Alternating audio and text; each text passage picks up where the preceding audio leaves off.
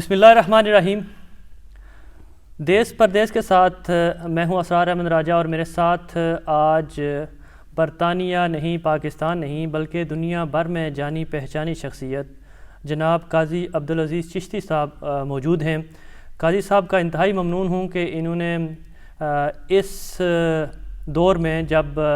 میں تو کہوں گا نفسا نفسی کا دور ہے اور ایسا عالم ہے کہ کرونا کی وجہ سے اور اس وبا کی وجہ سے ہر کوئی اپنے آپ کو بچانے کے لیے گھروں میں چھپا ہوا ہے، گو کہ قیامت کا منظر ہے۔ ایسی صورتحال جہاں پر ایک خاندان کے فرد بھی، ایک خاندان کے والد، باپ، بیٹا، بھائی، وہ بھی آپس میں ملنے سے کتراتے ہیں کہ کہیں کسی سے کوئی بیماری جو ہے وہ مجھے لگ نہ جائے۔ اس صورتحال میں قاضی صاحب نے نہ صرف میرے مہربانی فرمائی اور اس لوگوں کو انفارمیشن دینے کے لیے، نہ تو قاضی صاحب کا اس میں کوئی اپنا ذاتی مقصد ہے اور نہ ہی میرا کوئی کچھ اس میں ذاتی مقصد ہے، لوگوں کو انفارمیشن دینے کے لیے قاضی صاحب سے ریکویسٹ کی، اور قاضی صاحب اس وقت میرے ساتھ جامعہ اسلامیہ غوثیہ میں موجود ہیں۔ قاضی صاحب السلام علیکم ورحمۃ اللہ۔ وعلیکم السلام ورحمۃ اللہ وبرکاتہ۔ قاضی صاحب دیس پردیس کے نام سے ایک چینل شروع کرنے کیا ہے، اس کے لیے سب سے پہلے تو میں آپ کا ممنون ہوں کہ میں نے کوشش یہ کی کہ آپ پہلے شخصیت ہوں کہ آپ سے بات کی جائے اور لوگوں کو اس صورتحال میں، خاص طور پر آج کل جو صورتحال ہے کرونا کی وجہ سے، لوگوں میں جیسا کہ کہا کہ نفسا نفسی کا عالم ہے، ہر کوئی بھاگ رہا ہے، دوڑ رہا ہے اور اپنی جان بچانے کے چکر میں ہے۔ لیکن قاضی صاحب میں نے دیکھا ہے کہ یہاں خاص طور پر لوٹن کے اندر آپ نے یہاں تقریباً 50 کے قریب جنازے ہوئے ہیں، تو اکثر میں دیکھا ہے کہ آپ بذات خود نہ صرف جنازہ پڑھایا، وہاں پر تدفین کے مراحل تک آپ ساتھ ہوتے ہیں۔ آپ کی عمر جہاں تک میرا خیال ہے کہ 70 سے آپ ابو ہے، تو یہاں تو 50 سال تک کہا گیا ہے کہ اس سے اوپر جو عمر کے افراد ہیں وہ احتیاط کریں، گھروں میں رہیں، لیکن آپ میں ایسی کیا لگن ہے، یا میں کہوں گا کہ ایسا کیا جذبہ ہے کہ جس کے تحت آپ موت سامنے کھڑی ہے، اس کے باوجود آپ لوگوں کی مدد کے لیے جنازہ گاہ تک اور تدفین تک آپ وہاں پہنچ جاتے ہیں؟ بسم اللہ الرحمن الرحیم۔ راج صاحب بہت شکریہ آپ کا۔ اللہ تعالیٰ دیش پردیس کا جو پروگرام آپ شروع کر رہے ہیں، اللہ تعالیٰ سے کامیابی و کامرانیوں سے نوازے۔ اس سے پہلے بھی آپ نے کشمیر کے حوالے سے جو اویئرنیس کریٹ کی اور اس کتاب کے ذریعے عام لوگوں کو، شہداء کو جو نذرانہ عقیدت پیش کیا اور ایک تاریخی پس منظر پیش کیا، وہ یقیناً ایک بڑا کام تھا۔ اللہ تعالیٰ قبول اور منظور فرما لے۔ کرونا وائرس کے حوالے سے جو آپ نے گفتگو کا آغاز کیا ہے، اس ضمن میں آپ سے عرض کرنا چاہتا ہوں کہ میں پاکستان میں اپنے چیریٹی وزٹ کے طور پہ اپنے والد گرامی کے عرس کے سلسلے میں گیا ہوا تھا، اور پاکستان میں جب یہ اطلاع ملی کہ یہ کرونا وائرس چین سے پوری دنیا میں پھیل رہا ہے، تو میں اپنے پروگرام کو چھوڑ کر ارلی فلائٹ لے کر یہاں واپس آ گیا۔ شاید میرے پروردگار نے مجھ سے یہاں بہتر خدمات لینی تھی۔ یہ سارے معاملات اللہ تعالیٰ کے ہاتھ میں ہوتے ہیں۔ آتے ہی جب میں نے یہاں کے حالات کا جائزہ لیا، تو میں نے یہ ضرورت محسوس کی کہ مجھے اپنے کمیونٹی کے افراد کو اس وبائی مرض سے، وائرس سے آگاہ کرنا چاہیے۔ اس حوالے سے میں نے سوشل میڈیا کے ذریعے اور جتنے بھی ہمارے پاکستانی چینلز ہیں ان پر انٹرویو کے ذریعے بتایا کہ ہمیں کیا کیا احتیاطی تدابیر جو ہے وہ کرنی چاہیے۔ انفارچونیٹلی کہہ لیجیے کہ انہی دنوں میں اموات کا سلسلہ جو ہے وہ شروع ہو گیا، اور یہ پھر بڑی تیزی کے ساتھ بڑھ رہا ہے۔ آئے دن 1، 2، 3 جنازے ہو رہے ہیں، جیسے آپ نے کہا کہ ایک دن میں 4 جنازے بھی ہوئے ہیں۔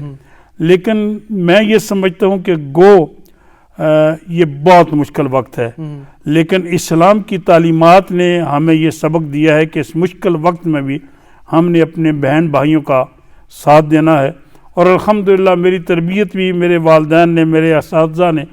اس انداز سے کی ہے کہ میں ہمیشہ یہاں انگلینڈ میں مجھے 40 سال سے زیادہ عرصہ ہوا ہے کمیونٹی کی خدمت کرتے ہوئے۔ الحمدللہ اللہ کریم نے یہ مجھے اعزاز دینا تھا، جیسے آپ نے کہا کہ اس وقت میں 73 ایئرز میں جا رہا ہوں۔ 72 نومبر میں مجھے مکمل ہو گئے تھے۔ لیکن میں ایک تو یہ سمجھتا ہوں کہ اس وقت مشکل وقت میں جبکہ جیسے آپ نے کہا کہ افراتفری کا دور ہے اور یہ بہت خوف و اعراض پھیلا دیا گیا ہے، حالانکہ ایسی بات نہیں ہے۔ نبی کریم علیہ الصلوۃ والسلام نے بھی یہی ارشاد فرمایا ہے کہ جب اس قسم کی کوئی بیماری ہو جیسے طاعون یا ایسی بیماری جس سے پھیلنے کا خطرہ ہو تو اپنے گھروں کے اندر ہی رہنا چاہیے اور جہاں آپ ہوں اسی علاقے میں آپ کو ٹھہرنا چاہیے۔ تو جب کسی مسلمان بھائی کی میت ہو جائے، موت واقع ہو جائے، گھر کے اندر لوگ ایسولیشن میں چلے جائیں تو اس وقت گھر والوں کے لیے بہت مشکل ترین وقت ہوتا ہے۔ اگر آپ ان کی اس وقت مدد کرتے ہیں تو اللہ اور اس کے رسول صلی اللہ علیہ وسلم راضی ہوتے ہیں، اور یہ انسانیت کی ایک بڑی خدمت ہے۔ بے شک قاضی صاحب، آپ اہل سنت برطانیہ کے جو ہیں وہ مرکزی سیکرٹری جنرل بھی ہیں، اس کے علاوہ آپ یہاں جس جگہ ہم بیٹھے ہوئے ہیں جامعہ اسلامیہ غوثیہ، پھر بسم اللہ چیریٹی ٹرسٹ، پھر آپ کی فنرل سروس بھی ہے، میریا اسکول بھی ہے، یہ تمام معاملات اس کے لیے قاضی صاحب فنڈنگ کی ضرورت ہوتی ہے، اور ہماری کیونکہ مساجد یا جو بھی چیریٹی کے فنڈنگ ہے وہ اگر مساجد میں لوگ آئیں گے، نماز پڑھیں گے، جمعہ کا گیدرنگ ہوگی یا دیگر گیدرنگیں، ان سے کیونکہ چیریٹی اکٹھی ہوتی ہے، تو ان حالات میں میرے خیال میں مہینہ سے زیادہ اب ہو چکا ہے، تو ان حالات میں آپ یہ تمام معاملات، کیونکہ آپ کے اسٹاف کے ممبرز ہیں، آپ بسم اللہ چیریٹی جس طرح ہے جس میں اسلامیہ غوثیہ جامعہ ہے، اس کے بل ہیں، فنرل سروس ہے، یہ تمام ان کو کیسے مینیج کیا جا رہا ہے؟ بہت شکریہ، آپ نے اس اہم مسئلے کی طرف توجہ دلائی۔ الحمدللہ یہ سارے خدائی کام ہے، اللہ تعالیٰ خود اس کی مدد فرماتے ہیں، اور دست غیب سے اللہ پاک ہماری ہمیشہ اس نے مدد کی ہے۔ کمیونٹی کے افراد کو یہ اچھے طریقے سے پتہ ہے کہ ان اداروں کو چلانا ہے۔ میں یہاں یہ واضح کر دوں کہ بسم اللہ چیریٹی کا کوئی ملازم نہیں ہے، وہ تمام ٹرسٹی جو ہیں وہ سب فی سبیل اللہ کام کرتے ہیں، وہ 100% ڈونیشن جتنی ہمیں ملتی ہے وہ ہم آگے پہنچا دیتے ہیں۔ جی ہاں، جامعہ اسلامیہ غوثیہ کے اخراجات ہیں، بلز ہیں اور اس کے ملازمین بھی ہیں، لیکن اس کے لیے گورنمنٹ نے جو اعلان کر رکھا ہے کہ ملازمین کو جو آپ کی پے رول پہ ہیں لیکن وہ کام نہیں کر رہے تو انہیں باقاعدہ وہ ریفربش کریں گے، فنڈ دیں گے، تنخواہ دیں گے، اس امید اور توقع کے ساتھ کہ ہم انشاءاللہ وہ اسے فنڈ دیں گے۔ اس کے علاوہ جہاں تک بلز کا تعلق ہے وہ ہم اپنے دوستوں کو انفرادی طور پہ عرض کر رکھا ہے کہ مہربانی فرما کر ہمارے ساتھ تعاون فرمائیں۔ گو یہ بہت ہی مشکل وقت ہے، جو آمدن کے ذرائع ہیں وہ بند ہو چکے ہیں، لیکن انشاءاللہ پھر بھی ہمارے بھائی، دوست، احباب، مخلصین جو یہ سمجھتے ہیں کہ جس طرح ہمارے اپنے گھر کے بل اور ضروریات ضروری ہیں، اسی طرح اسلامک سینٹر کے جو ہیں وہ بھی ضروری ہیں، اسی طرح جو غوثیہ فینرل سروس ہے وہ بھی الحمدللہ نان پروفیٹیبل ہے، اس سے ہم کچھ نہیں لیتے، وہ بھی جامعہ اسلامیہ غوثیہ کا پارٹ اینڈ پارسل ہے، اور جتنے اس پہ اخراجات ہوتے ہیں اس کے علاوہ ہم کچھ چارج نہیں کرتے۔ اچھا، آپ جو فرض کیا ان دنوں میں یا اس سے پہلے جو اموات ہوتی ہیں اس میں جو اخراجات ہوتے ہیں صرف وہی چارج کیے جاتے ہیں؟ جی، آلموسٹ ہم وہی اخراجات جو ہوتے ہیں وہی ہم چارج کرتے ہیں، ہمارا اس میں کوئی پرافٹ نہیں ہے، نہ کسی ذات کا کوئی تعلق ہے۔ ماشاءاللہ۔ قاضی صاحب، ان دنوں میں ایک عام لوگوں میں برطانیہ کے اندر خاص طور پر پہلے تو یہ کہا گیا کہ شاید مسلم کمیونٹی کو دفنانے کے مسائل کے حوالے سے، پھر اللہ کیا وہ اس کو ہاؤس آف لارڈ میں اور پارلیمنٹ میں اس کو ریجیکٹ کر دیا گیا، اس بل کو نہیں ہوا۔ پھر یہ افواہ ایک لوگوں میں عام تاثر پایا جاتا ہے کہ شاید دفنانے کے لیے جگہ کم ہے لوٹن کے اندر یا دیگر برطانیہ میں بھی جو قبرستان ہیں خاص طور پر ان میں۔ اس حوالے سے ذرا جو سننے والے ہمارے ان کو کلیئر کیجیے گا کہ دفنانے کے حوالے سے لوٹن میں خاص طور پر اور برطانیہ کے دیگر جو بھی علاقے، کیونکہ آپ پورے برطانیہ سے واقف ہیں، آپ ایک جماعت جو اہل سنت کی جماعت ہے پورے برطانیہ کے اندر، اس کے سیکرٹری جنرل بھی ہیں، اس حوالے سے آپ زیادہ انفارمیشن رکھتے ہیں، بتائیے گا کہ قبرستان کے حوالے سے یا دفنانے کے حوالے سے کوئی مسائل یا پریشانیوں کا سبب ہو سکتا ہے یا سامنا کیا ہو سکتا ہے ہمارے لیے؟ جس طرح آپ نے ذکر کیا ہے کہ ابتدائی طور پر ہاؤس آف پارلیمنٹ میں ایک بل آ رہا تھا جس کے ذریعے یہ طے کیا جا رہا تھا کہ چونکہ کثرت کے ساتھ اموات ہوں گی اور میتوں کے تدفین کے اگر انتظامات نہ ہوئے تو انہیں جلا دیا جائے گا، جس میں مسلمان بھی شامل تھے، لیکن الحمدللہ ہماری ممبر آف پارلیمنٹ ناز شاہ نے ایک اس بل میں ترمیم پیش کی اور اس میں ہمارے ممبرز آف پارلیمنٹس نے اس کا بھرپور ساتھ دیا اور وہ مقامی کونسل تک جو ہے وہ چھوڑ دیا گیا۔ الحمدللہ ایک بڑی جو سانحہ ہونے والا تھا، اللہ تعالیٰ نے ہمارے بہن بھائیوں کی کوششوں کی وجہ سے، جس میں لارڈ سارے شامل ہیں، ان کی کوششوں سے اللہ تعالیٰ نے ہمیں کامیابی عطا فرمائی۔ دوسری جو آپ نے بات کی ہے کہ تدفین کے حوالے سے، میرے علم میں یہ بات آئی ہے کہ برطانیہ کے کچھ شہروں میں، جن میں بالخصوص لندن میں کچھ اجتماعی قبروں کے ذریعے مسلمانوں کو دفنایا جا رہا ہے، میں اس حوالے سے اس چیز کو میں نے پسند نہیں کیا ہے، کیونکہ وہ بڑی کھلی اور واضح بات ہے۔ وہ آقا کریم علیہ السلام نے غزوہ خندق کے موقع پر یہ کچھ شہداء کو ایک قبر میں تدفین کی تھی۔ ہاں، حالت جنگ میں یا ایسے حالات پیدا ہو جائیں تو ایک اجتماعی قبر مسلمانوں کی تدفین کی جا سکتی ہے، لیکن برطانیہ میں فی الحال کوئی ایسے حالات نہیں ہے جن حالات کی روشنی میں جو ہے وہ مسلمانوں کو ایک قبر میں جو ہے وہ تدفین کی جائے یا اجتماعی قبر بنائی جائے۔ میں یہ چاہتا ہوں کہ ایسا نہیں ہونا چاہیے، اور یہ اگر کسی نے کیا ہے تو میں یہ سمجھتا ہوں کہ فینرل ڈائریکٹرز نے اپنی سہولت کے لیے، اپنے ٹائم کو بچانے کے لیے ہو سکتا ہے انہوں نے کیا ہو، لیکن شرعی طور پہ ہمیں چاہیے کہ ہر مسلمان کو موجودہ حالات میں اسی اعزاز اور اکرام کے ساتھ اپنی قبر میں دفنانا چاہیے۔ جہاں تک لوٹن کا تعلق ہے، یہاں بھی یہ افواہ ابتدائی طور پر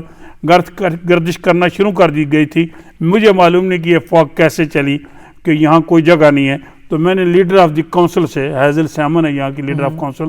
ان کو ٹیلی فون کر کے ان سے عرض کیا کہ یہ حالات ایسے ہو رہے ہیں اور کچھ لوگوں کو یہ تشویش ہے،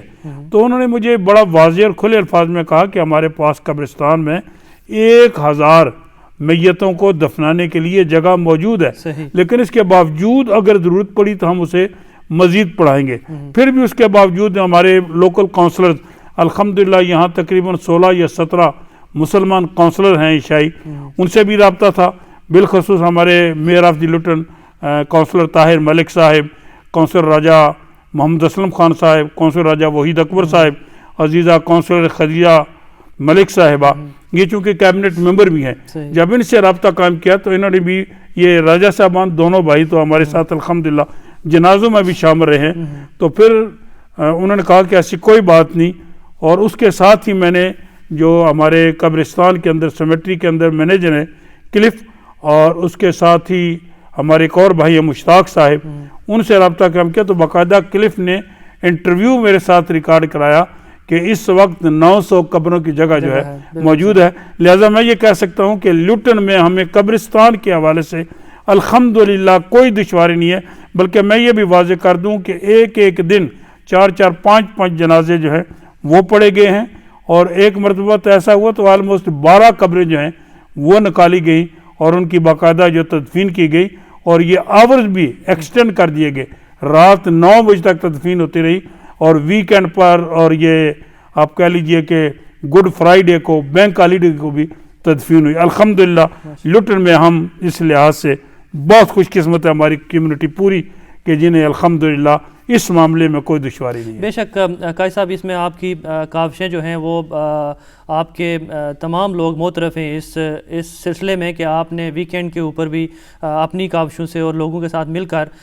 یہ ممکن بنایا ہے کہ ویکینڈ کے اوپر باڈی کا ڈسچارج ہونا، پھر ان کی تدفین ہونا ممکن بنایا، اور خاص طور پہ اس حالت میں جب کہ اتنا پریشر ہے نہ صرف سیمیٹری میں بلکہ ہاسپٹلس کے اندر بھی، وہاں سے باڈی کو ڈسچارج کرانا اور اس کا تدفین کے مراحل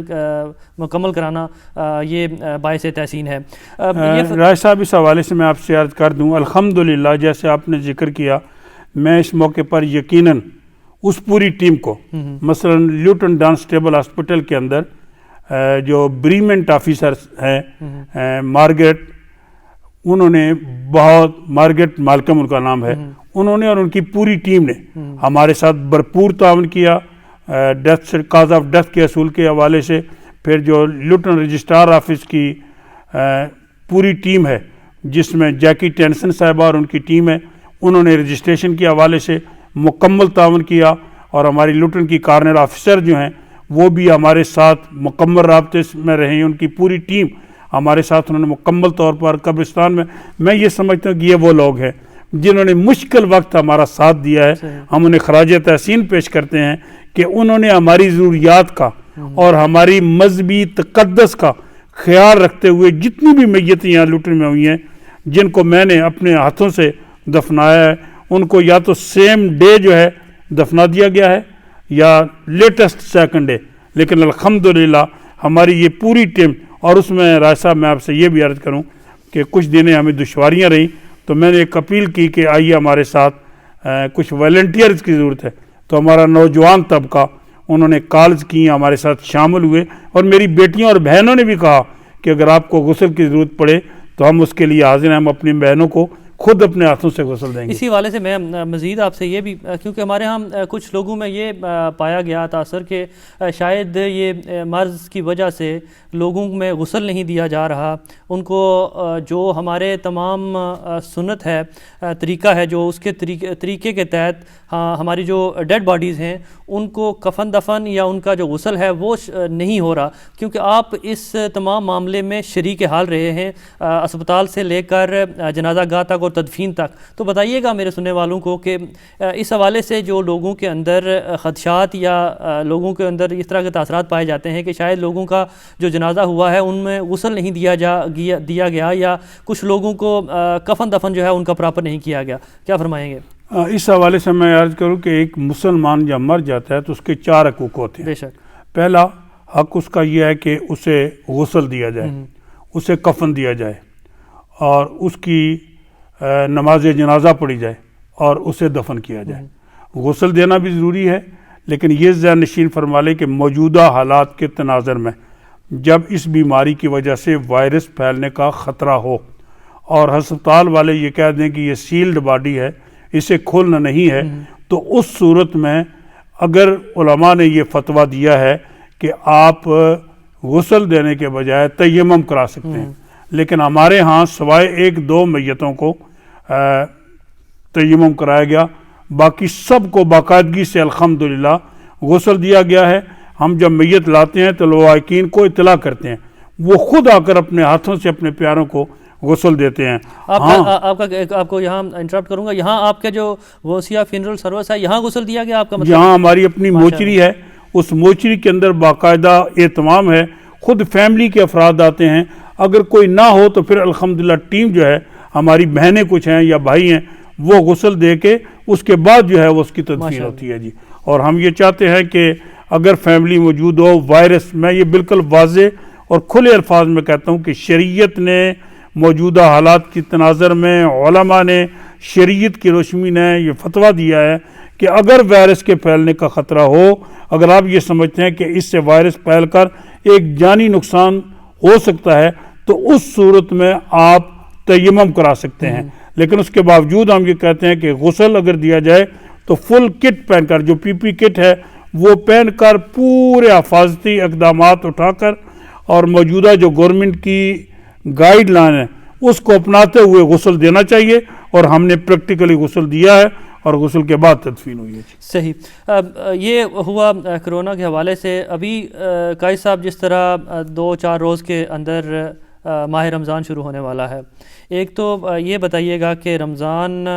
شروع اور اختتام کے حوالے سے ہمیشہ ہمارے ہاں مسائل رہے ہیں کہ کچھ لوگ ایک دن قبل اور ایک دن بعد، اسی طرح عید کا بھی یہی مسئلہ ہوتا ہے۔ آپ اہل سنت والجماعت کے مرکزی سیکرٹری جنرل بھی ہیں برطانیہ کے اندر، اور پاکستان میں یا دیگر دنیا کے جو ممالک ہیں ان کے ساتھ ہی آپ کے علماء کے ساتھ خاص طور پر اچھے اور بہتر مراسم ہیں اور رابطے ہیں ان کے ساتھ۔ تو ایک یہ بتائیے گا کہ ہم کب سے یہ رمضان جو ہے وہ شروع کرنے جا رہے ہیں برطانیہ کے اندر خاص طور پر، اور کیا یہ ممکن ہے کہ اس دفعہ ایک ہی دن ہم روزہ رکھیں اور ایک ہی دن ہمارے ہاں عید بھی ہو؟ جی ہاں، یہ شروع سے ہماری خواہش اور تمنا ہے کہ ایک ہی دن آغاز رمضان ہو اور ایک ہی دن عید ہو، لیکن یہ شرعی معاملہ ہے، اس حوالے سے ہم نے ہمیشہ رویت حلال کو فالو کیا ہے۔ اس مرتبہ بھی رویت حلال سے مراد یہ ہے کہ چاند کی عمر اس حد تک ہو کہ وہ دکھنے کے قابل ہو، آپ اسے آنکھوں سے دیکھ سکیں۔ اگر آنکھوں سے نہیں دیکھ سکتے موجودہ دور میں تو پھر اس کی آبزرویٹری رپورٹ یہ کنفرم کر رہی ہو کہ چاند کی ایج جتنی ہے وہ قابل رویت ہے، یا آپٹیکل کے ذریعے آپ اسے دیکھ سکیں گے۔ تو اس حوالے سے اس مرتبہ آغاز رمضان جو ہے وہ انشاءاللہ 25 تاریخ کو جو ہے وہ ہفتے والے دن پہلا رمضان ہوگا، اور جمعے کی شام کو جو ہے وہ پہلی تراویح ہوگی، اور یہ امید اور توقع ہے کہ انشاءاللہ ماہ رمضان شریف کی تکمیل کے بعد اس دفعہ ایک ہی عید ہوگی ماشاءاللہ انشاءاللہ امید کرتے ہیں کہ ایسا ہی ہو انشاءاللہ۔ قائد صاحب جس طرح نماز جمعہ کے اجتماعات یا دیگر نماز جو ہمارے اجتماعات ہوتے ہیں 5 وقت کے، ان کے اوپر پابندی ہے یا ان کے اوپر ہم جو پریکاشن میئرز ہیں وہ لے کر ہم نماز جمعہ بھی ادا کر رہے ہیں اور دیگر نمازیں جو ہیں وہ بھی ادا کی جاتی ہیں، تراویح کیونکہ رمضان کے اندر مسلمانوں کا یہ ایک کیونکہ بڑا اجتماع ہو جاتا ہے تراویح کا عشاء کی نماز کے ساتھ، تو تراویح کو خاص طور پر آپ اور برطانیہ کے اندر اور لوٹن کے اندر یہ کیسے میرے سننے والوں کو انفارم کریں گے کہ تراویح کس طرح ادا کی جائے؟ اگر لوگ یہاں آئیں تو کیا ہوگا، اگر گھروں میں ادا کریں تو پھر کیسے ہوگی؟ ماہ رمضان المبارک وہ مقدس مہینہ ہے جو نزول قرآن کا مقدس مہینہ ہے، اور اہل ایمان اس مہینے میں زیادہ سے زیادہ عبادت، ذکر، توبہ، استغفار کر کے اللہ کا قرب حاصل کرتے ہیں، اور نیکیاں جو ہیں وہ ماہ رمضان شریف کی نسبت سے بڑھ جاتی ہیں۔ مثلا نوافل ادا کریں تو فرض کا ثواب ملتا ہے، فرض ادا کریں تو 70 فرضوں کا ثواب ملتا ہے۔ یقیناً تراویح نبی کریم علیہ السلام کی سنت مبارکہ ہے، اور مسلمان ماہ رمضان شریف میں تراویح بڑے تذکر و احتشام کے ساتھ، شان و شوکت کے ساتھ پڑھتے ہیں۔ لیکن اس مرتبہ حکومت نے چونکہ لاک ڈاؤن کیا ہوا ہے، مساجد جو ہے وہ عام پبلک کے لیے، مساجد بند نہیں ہے، پبلک کے لیے بند ہیں، پبلک کا داخلہ جو ہے وہ ممکن نہیں ہوگا، اس لیے ماہ رمضان شریف میں امام صاحب تراویح پڑھائیں گے اور فاض صاحب تراویح پڑھائیں گے۔ لوگوں کو چونکہ عوام کا داخلہ نہیں ہوگا، پبلک کا داخلہ نہیں ہوگا، وہ گھروں میں بیٹھ کر قرآن مجید سن سکتے ہیں، اور چاہیے بھی یہ کہ وہ اپنے طور پہ اپنے گھروں کے اندر نماز تراویح جو ہے وہ ادا کریں۔ اسی طرح جمعہ جو ہے وہ بھی اور دیگر نمازیں بھی گھروں کے اندر ادا کرنی چاہیے۔ اور ایک بات راج صاحب اور بھی ہے کہ ماہ رمضان شریف میں ہماری روایت ہے کہ ہم بڑے تذکر و احتشام سے افطاری کا اہتمام کرتے ہیں۔ میں آپ کی وساطت سے اور دیس پردیس کے حوالے سے اپنے بہن بھائیوں تک بھی یہ پیغام بھیجوں گا کہ مہربانی فرما کر آپ اپنے گھروں کے اندر صرف اون فیملی جو گھر کے اندر کے افراد ہیں وہ بیٹھ کر افطاری کریں، کسی کے گھر میں جا کر افطاری میں شامل نہ ہوں، اور کسی کو اپنے گھر بھی نہ بلائیں، کیونکہ وائرس پھیلنے سے خطرہ ہے۔ دیکھیں میں نے یہاں دستانے پہنے ہوئے ہیں، آپ نے دستانے پہنے ہوئے ہیں، حالانکہ یہ سنت ہے نبی کریم علیہ السلام کی مسافہ کرنا، اور مسافہ کرنا سنت ہے، لیکن اگر وائرس پھیلنے کا خطرہ ہو تو خود رسول اللہ کے پاس ایک صحابی آئے، وہ حضور سے بیعت کرنا چاہتے تھے، حضور سے مسافہ کرنا چاہتے تھے، لیکن وہ جزام یا کسی بیماری کے تھے، حضور نے دور سے انہیں کہہ دیا کہ ہاں میں نے تمہیں بیعت کر لیا۔ پتہ چلا نبی پاک نے ہمیں آپ کو مجھے یہ تربیت کر دی، پیغام دے دیا کہ اگر وائرس پھیلنے کا خطرہ ہو تو پھر آپ مسافہ نہ کریں۔ مسافہ کرنا بھی سنت ہے اور مسافہ چھوڑنا بھی سنت ہے، اس لیے ماہ رمضان شریف میں اپنے گھروں کو مساجد بنا لیں، اپنے بال بچے کو اکٹھا کریں، قرآن سنیں، نمازیں پڑھیں، اس ماحول کا جو ہے وہ پورا سال اثر آپ نے تراویح کا ذکر کیا کہ یہاں باقاعدہ ہمیشہ سے آپ جو ہے ایسے قاری صاحبان کا چناؤ کرتے ہیں جن کی بہترین آواز ہو اور بہترین قرأت ہو، اس دفعہ کیا پروگرام ہے؟ اور پھر جس طرح آپ نے کہا کہ گھروں میں تراویح پڑھیں، تو کیا لوگ جو یہاں پر قاری صاحب جو تلاوت کریں گے یا تراویح کی نماز ادا کریں گے، ایسا نظام آپ کے پاس موجود ہے کہ لوگ گھروں کے اندر ریڈیو کے ذریعے وہ سن سکیں گے؟ جی الحمدللہ، اس مرتبہ بھی جیسے آپ نے کہا کہ ہر سال الحمدللہ ہمارے ہاں بہترین قاری جو خوبصورت انداز میں قرآن مجید پڑھتے ہیں ان کو ہم بلاتے ہیں۔ اس مرتبہ ہماری خوش قسمتی ہے کہ پاکستان سے ایک بہت اچھے قاری جناب قاری اشتیاق احمد صاحب تشریف لائے ہیں۔ انشاءاللہ ابھی آپ نے ان سے قرآن مجید سنا، بہت خوبصورت انداز میں وہ قرآن مجید پڑھتے ہیں اور اچھے مدرس بھی ہیں۔ انہوں نے الحمدللہ جامعہ میں کام کا آغاز کر دیا ہے، وہ انشاءاللہ ماہ رمضان شریف میں قرآن مجید سنائیں گے، میں بھی انشاءاللہ سنوں گا، اور ہمارے جو ایڈمن کے لوگ ہیں وہ بھی انشاءاللہ قرآن مجید، چونکہ پبلک کے لیے وہ بند ہے لیکن ایڈمن کے کچھ لوگ ان کے سامع جو ہیں وہ قرآن مجید سنیں گے۔ ہمارے بھائی اور بہنیں اپنے گھر کے اندر وہ قرآن مجید جو ہے وہ سن سکیں گے، اور اپنے گھر کے اندر قرآن مجید سن سکتے ہیں۔ نماز براہ راست امام صاحب کے پیچھے نہیں، نماز ان کو اپنی پڑھنی ہوگی، لیکن قرآن جید ثواب کے لیے آپ سن سکتے ہیں۔ قاری صاحب کیونکہ آپ نے ذکر کیا تو میں چاہوں گا کہ قاری صاحب سے چند آیات جو ہیں وہ قرآن پاک کی وہ سنیں اور اپنے جو سامعین ہیں ان کو بھی سنائیں، پھر قاضی صاحب سے جو گفتگو سلسلہ ہے وہ یہیں سے جاری رکھیں گے۔ چند آیات اور چند تلاوت جو ہے وہ قاری صاحب سے سنتے ہیں اور پھر قاضی صاحب سے گفتگو کا آغاز یہیں سے کرتے ہیں۔ اعوذ باللہ من الشیطان الرجیم، بسم اللہ الرحمن الرحیم۔ الرحمن علم القرآن، خلق الانسان علمہ البیان، الشمس والقمر بحسبان والنجم والشجر يسجدان، والسماء رفعها ووضع الميزان ألا تطغوا في الميزان وأقيموا الوزن بالقسط ولا تخسروا الميزان، والأرض وضعها للأنام فيها فاكهة والنخل ذات الأكمام والحب ذو العصف والريحان، فبأي آلاء ربكما تكذبان۔ بہت ہی خوبصورت آواز میں آپ نے سنی تلاوت قاری صاحب کی آواز میں۔ تو امید ہے کہ ہم اللہ کرے کہ اس دفعہ تو نہیں لیکن قاری صاحب اگر حکومت کی طرف سے کچھ یہ لاک ڈاؤن کی صورتحال اگر نرمی ہوتی ہے تو کیا سمجھتے ہیں کہ یہ تراویح ہم دوبارہ اگر حکومت کی طرف سے اس طرح کے اقدامات ہو جاتے ہیں تو تراویح ہم مساجد میں دوبارہ سے شروع کر سکتے ہیں درمیان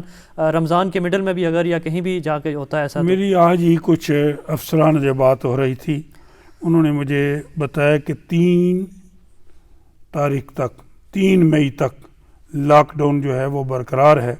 اس کے بعد اگر کوئی ریلیکسیشن ہو گئی تو پھر یقیناً جو ہے نمازیں بھی ہوں گی، مساجد بھی کھل جائیں گی، لیکن یہ 3 مئی کو صاحب ایک ضمناً سوال ہے کہ جس طرح پاکستان میں اہتمام کیا گیا تراویح کا، سوشل ڈسٹینس 5 فٹ کا انہوں نے 6 فٹ کا رکھا فاصلہ، سائڈ سے بھی اور آگے پیچھے جس طرح ہم کھڑے ہوتے ہیں اس میں رکھ کر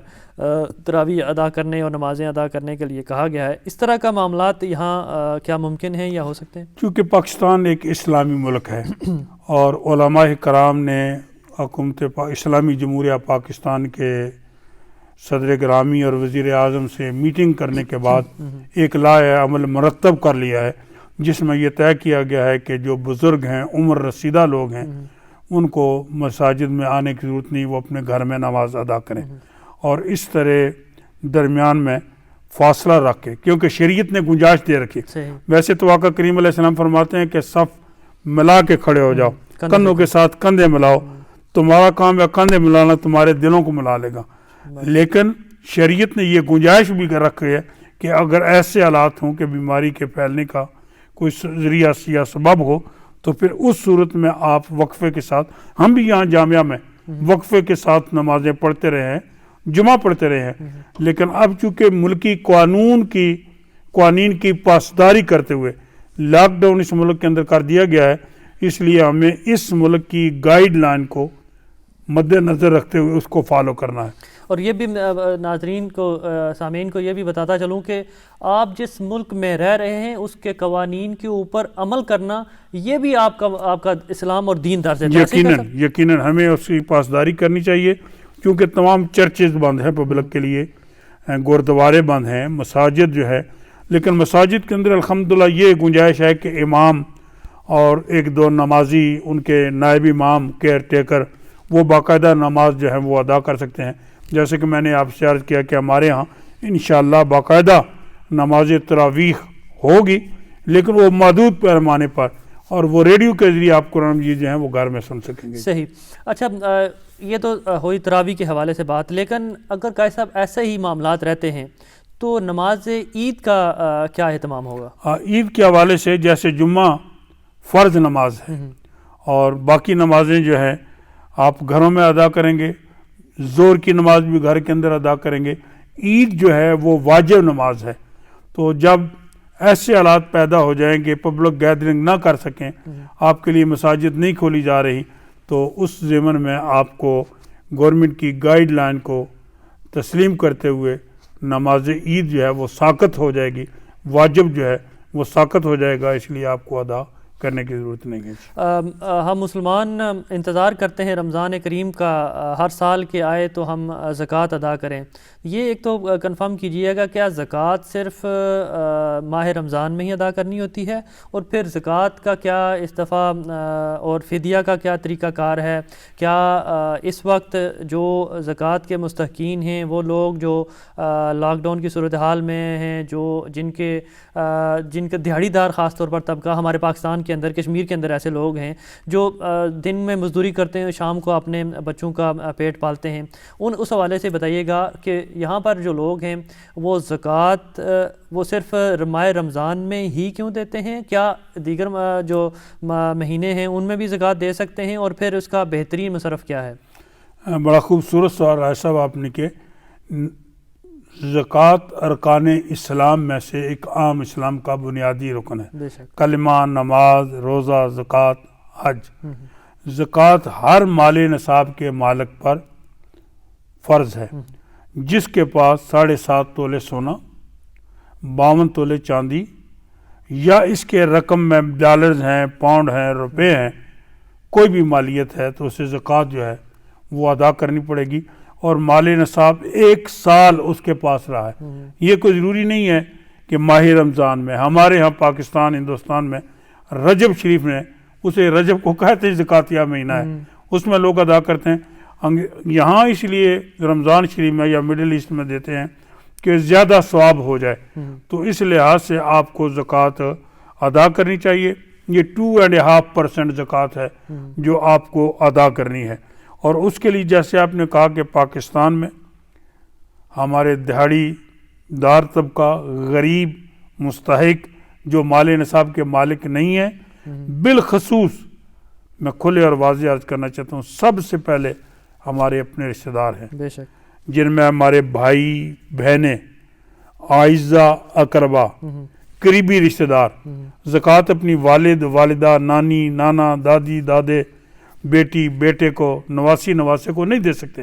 باقی پورے خاندان میں جسے چاہیں دے۔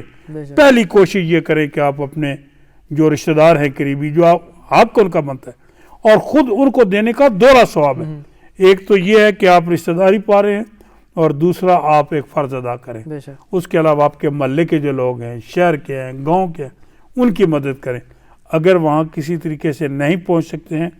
تو ان ہاتھوں میں دیں چارٹیکے میں جن پر آپ کو اعتماد ہے، یہ سمجھتے ہیں کہ وہ آپ کی رقم صحیح جگہ پہنچائیں گے، تو اس طرح آپ ادا کر سکتے ہیں۔ اور میں یہ عرض کروں کہ اس وقت اگر کوئی صورت بن سکتی ہے تو اس وقت ہمارا مظلوم طبقہ جو ہے وہ کشمیر کے اندر ہے، ہمارے وہ بھائی اور بہنیں۔ آج ساری دنیا پریشان ہے کہ لاک ڈاؤن ہو گیا، لیکن ان مظلوموں کے بارے میں کسی نے نہیں سوچا جو 6 ماہ سے گھر کے اندر بند ہے، نہ کھانے کے لیے، نہ پینے کے لیے، نہ ادویات ہے، نہ کوئی اور رابطہ ہے کسی سے، حتیٰ کہ موت تک واقع ہو جاتی ہے تو اپنے صحن یا گھر کے پچھواڑے میں دفن کرتے ہیں۔ ہمیں تو یہاں بڑی سہولتیں ہیں، ذرا کوئی دشواری بن جائے تو چیخو پکار شروع ہو جاتی ہے، لیکن ان مظلوموں کے ساتھ کسی نے آواز کو بلند نہیں کیا ہے۔ اس وقت جتنے بھی اسلامی ممالک سمیت سوائے پاکستان کے، اسلامی جمہوریہ پاکستان کے یا ترکی، کسی نے کھل کر کشمیریوں کی حمایت نہیں کی ہے۔ اب پوری دنیا کو پتہ چل گیا، میں یہ سمجھتا ہوں ان غریبوں، مسکینوں اور ان مجبور ناقص مظلوموں کی آہوں کی وجہ سے یہ آسمانی وبا جو آ گئی ہے، اللہ تعالیٰ ان مظلوموں کے صدقے میں اس وبا کو دور فرما دے۔ بے شک قاضی صاحب، ٹھیک آپ نے فرمایا کہ یہ 1 مہینے کا لاک ڈاؤن ان تمام لوگوں کو، ان جو خود کو سپر پاور کہتے تھے، ان کی چیخیں بھی نکال دی ہیں۔ ان کو یہ احساس اب ہو جانا چاہیے، ان کے مردہ ضمیر جو ہیں وہ جاگ جانے چاہیے کہ کشمیری جو 6 مہینے سے اپنے گھروں کے اندر بند ہیں، کرفیو ہے، اور صرف یہ تو وبائی مرض سے اپنی مرضی سے ہم اندر بند ہیں، اور وہ لوگ گولی کے ڈر سے جس کو باہر نکلیں تو ان کو گولی کا خطرہ ہے، ان کی عزتیں محفوظ نہیں ہیں، وہ 6 مہینے مہینے سے اپنے گھروں کے اندر محصور ہیں، ان کا احساس اب ہو جانا چاہیے ان سپر پاورز کو، ان طاقتوں کو جن کے ضمیر جو ہے مردہ ہو چکے ہیں۔ قاری صاحب آخر میں وہ فدیہ کے حوالے سے بات ہو رہی تھی اور فطرانی کے حوالے سے، اس وقت علماء کرام نے برطانیہ کے اندر فطرانہ جو ہے وہ 5 پاؤنڈ مقرر کیا ہے۔ وہ ماہ رمضان کے شروع میں بھی آپ دے سکتے ہیں، مڈل میں بھی دے سکتے ہیں، اور عید کی نماز پڑھنے سے قبل بھی ادا کر سکتے ہیں۔ اگر کوئی بیمار ہے، بوڑھا ہے، ڈاکٹروں نے منع کر رکھا ہے،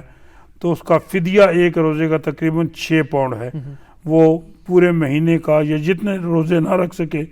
ان کا فدیہ جو ہے وہ ادا کرنا چاہیے۔ یہاں میں یہ بھی عرض کر دوں کہ یہاں بھی کچھ لوگ ایسے ہیں جو مستحق ہیں، ان کو آپ، یہ کوئی ضروری نہیں ہے کہ انگلینڈ میں آپ زکوٰۃ نہیں دے سکتے ہیں، کچھ لوگ یہاں مستحق ہیں۔ آپ اگر یہ سمجھتے ہیں کہ وہ ضرورت مند ہیں، مستحق ہیں، تو آپ انہیں ضرور زکوٰۃ دیجیے۔ اور صدقات نافلہ میں سے یہاں جو بوڑھے گھروں کے اندر بیمار ہیں، پڑے ہوئے ہیں، لاک ڈاؤن ہیں، یا اور جو ایسے لوگ ہیں جو اس وقت مستحق ہیں، ان کی ضرور آپ جو ہے وہ، جسے آپ ہوم لیس کہتے ہیں، ان کی بھی آپ جو ہے وہ ضرور مدد کریں۔ بالکل قاری صاحب آپ نے صحیح فرمایا کہ یہاں بھی لوگوں کو ضرورت ہے، لیکن ایک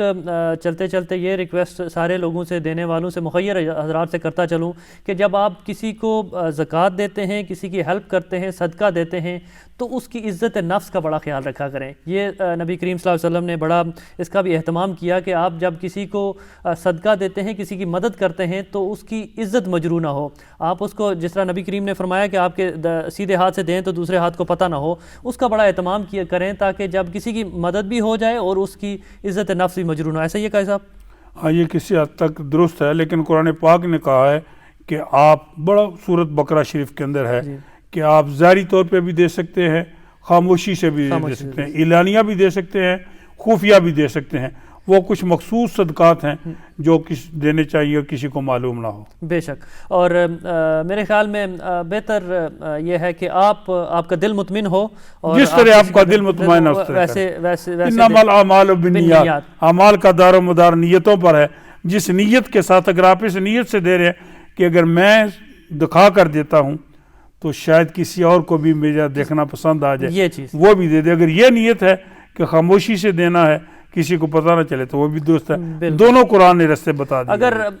اگر آپ کی نیت یہ ہے کہ میرے دینے سے دوسرے بندے کو بھی یہ تحریک ہوگی کہ میں بھی صدقہ خیرات کروں، تو یہ افضل ہے۔ دکھلاوے کے لیے نہیں، جو تو قرآن کہتا ہے فوائل للمصلین الذین هم عن صلاتهم ساہون، ان نمازیوں کے لیے بھی جہنم ہے جو دکھلاوے کے لیے پڑھتے ہیں، تو دکھلاوے کے لیے اللہ تعالیٰ ہم سب کو محفوظ فرماوے۔ قاری صاحب آخر میں ایک تو بہت شکریہ، آپ نے اس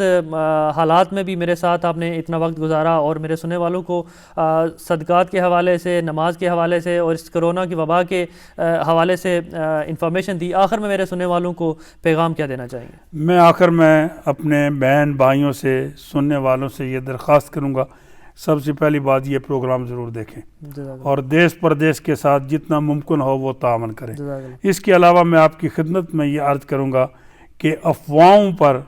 بالکل یقین نہ رکھیں۔ آج کل مختلف افواہیں غرد کر رہی ہیں، ان سے بچیں۔ اللہ تعالیٰ کے حضور میں توبہ استغفار کریں۔ ماہ رمضان شریف آ رہا ہے، مولا ہماری کوتاہیوں،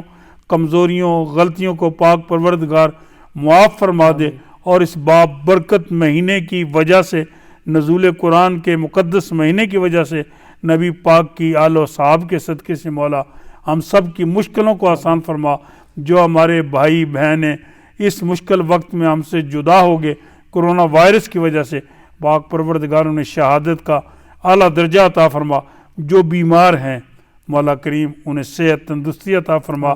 ہر کسی کے ساتھ نیکی کریں، نیکی رب کو بہت پسند ہے۔ اللہ تعالیٰ مجھے اور آپ کو دکھلاوے سے بچائے، برے اور بے حیائی کے کاموں سے بچائے۔ مولا مجھے، آپ، ہم سب کو صحت، تندرستی، ایمان کی سلامتی، عزت، آبرو والی زندگی عطا فرمائے، اور اس ماہ مقدس میں اپنی عبادت و ریاضت کرنے کی توفیق عطا فرمائے۔ آمین۔ بہت شکریہ قاری صاحب، آپ نے وقت دیا، اور سامعین سے کہتا چلوں کہ آخر میں کہ دیس پردیس کو، ٹی پی کو سبسکرائب ضرور کیجئے گا، اور اپنے چاہنے والوں کو، اپنے دوستوں کو ضرور اس کا لنک سینڈ کریں تاکہ وہ بھی سبسکرائب کریں۔ اپنے عزیز و اقارب کا، اپنے اہل و عیال کا بہت خیال رکھیے گا، اور خاص طور پر اس وبا سے ایک دوسرے کو بچانے کے لیے جس حد تک ممکن ہو سکے احتیاط کریں۔ اسرار احمد راجہ کو اجازت دیجیے، نئے پروگرام میں نئے مہمان کے ساتھ دوبارہ حاضر ہوں گے، تب تک اللہ نگہبان۔